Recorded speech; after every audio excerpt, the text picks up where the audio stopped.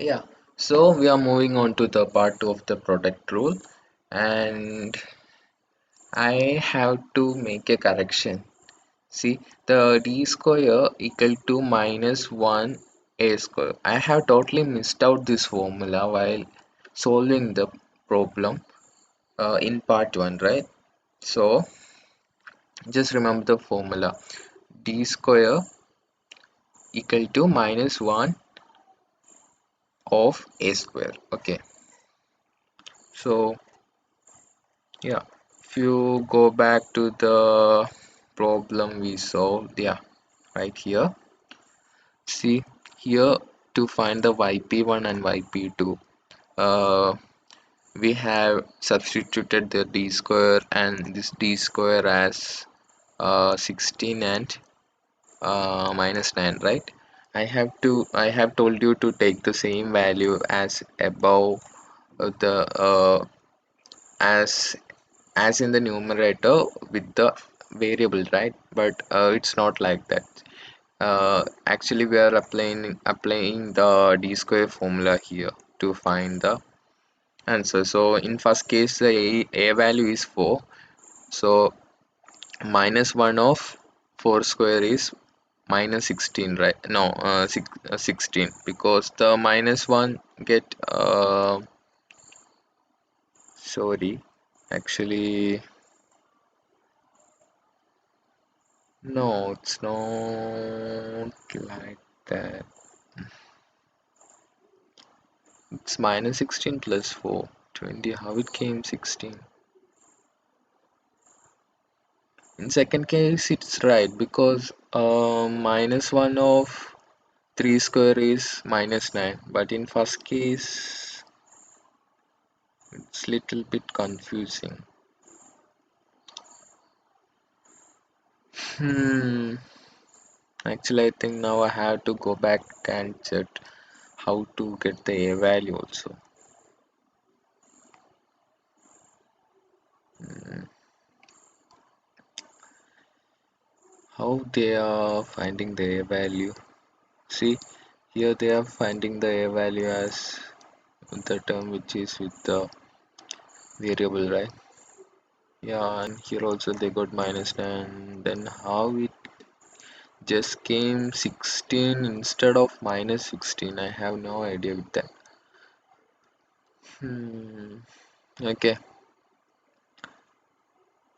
Might be a problem with them, or maybe a problem with my understanding. Okay.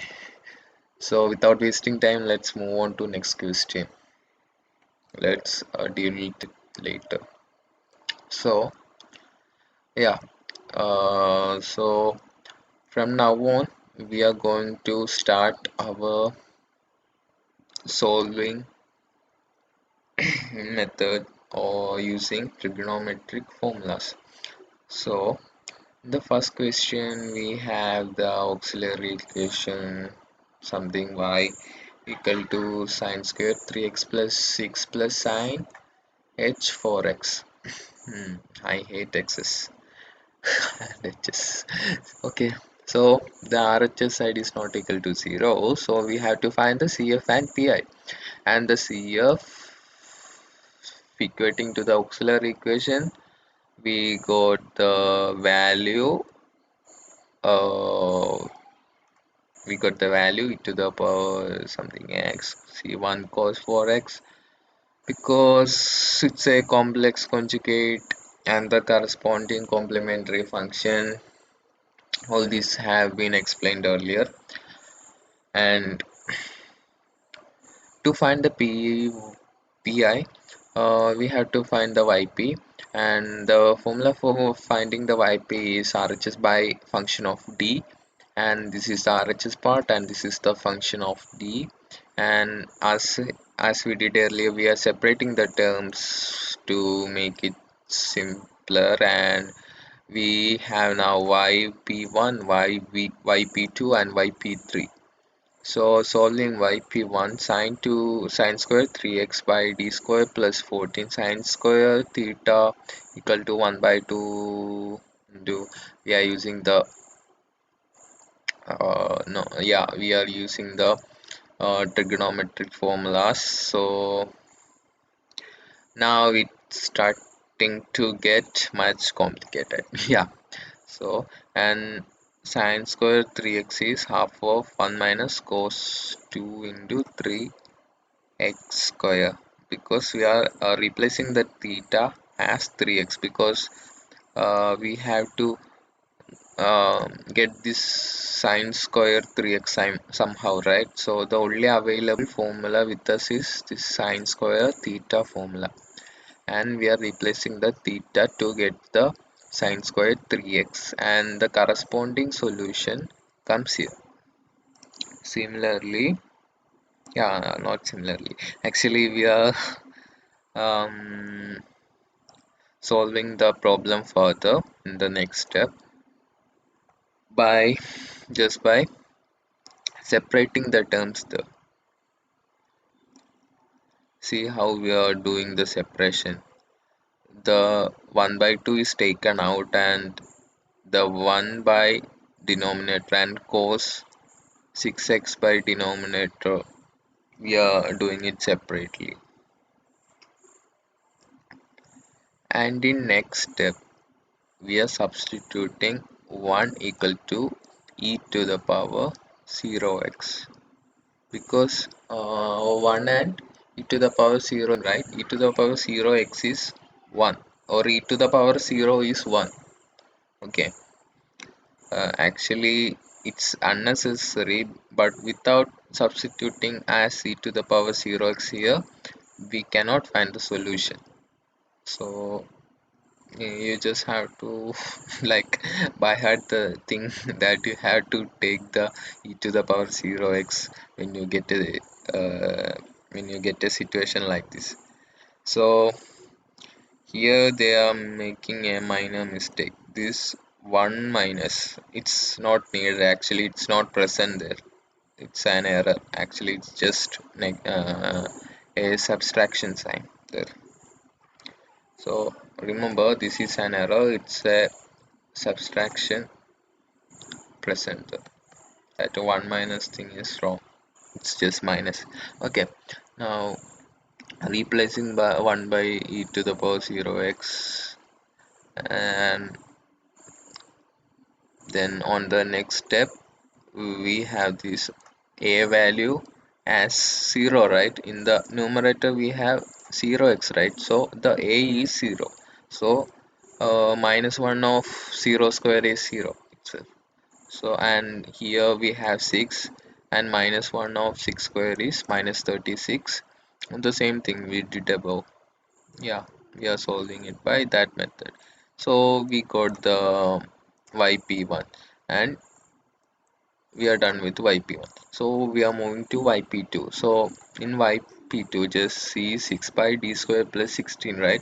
So we are doing the 6 by d square plus 16 here, and similarly we are taking the 6. I told you, right? Whenever the constant is present in the numerator, and all the terms in the numerator are in the form of products, like something into something, and when there is no addition or subtraction signs present there, you can take the constant outside. So here 6 into 1, right? So only product symbols are present, no addition or subtraction symbols are present. So you can just take out the 6 here to make this look simpler, and you are just left with 1, and we are just replacing 1 with e to the power 0x as we did in yp1, and we got the yp2 value.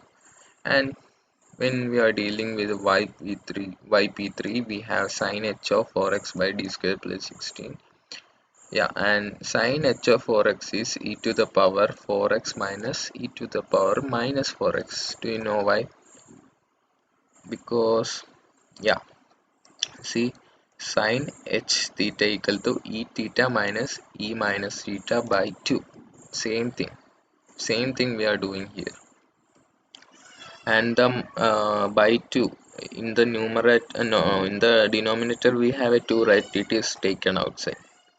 That's the 1 by 2 constant which came outside. See, yeah, and we are separating the both terms separately now to simplify that. And solving that, we have e to the power 4x, right? So a is 4, minus 1 of